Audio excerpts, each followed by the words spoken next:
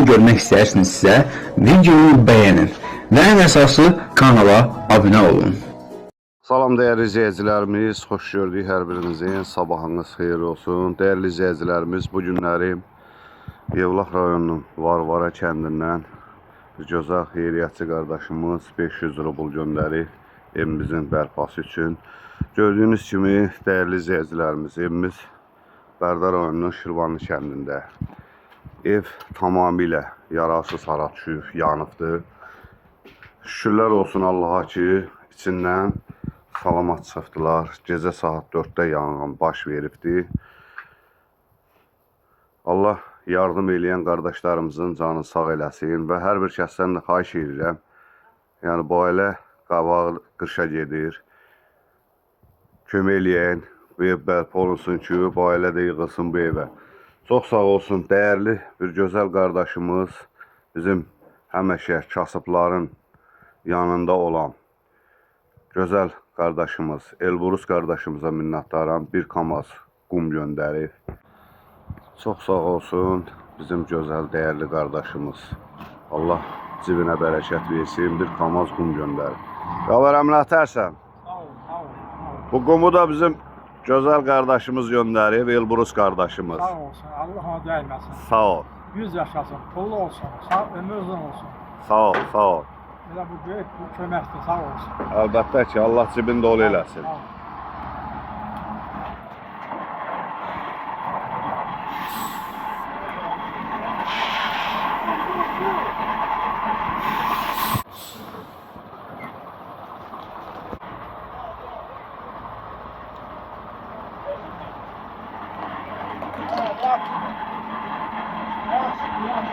Simentimizi də dünən alıb vurmuşuq ora 18 dənə hissə.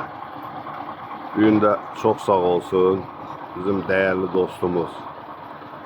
Her zaman kasıbların vuran ürəyi Elburus qardaşım. Təşəkkür edirəm. Cibin dolu olsun qardaş. Var olasan. Elə belə şeylərdə kömək eləmək lazımdır. Allah kömək eləyənləri köməyində dursun. Ged o şunu qaldır, saxla ki, qabağa verəndə şey eləməsin.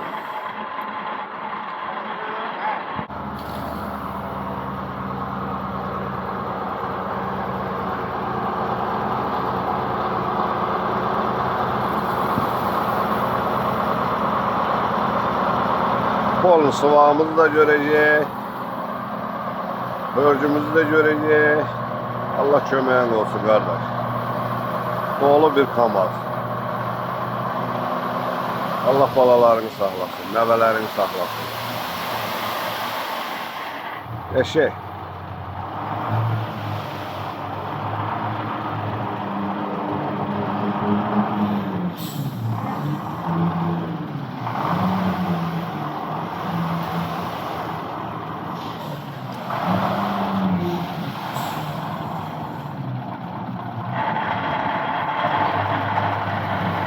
Evet, все.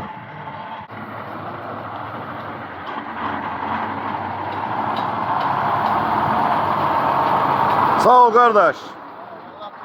Sağ ol, sağ ol.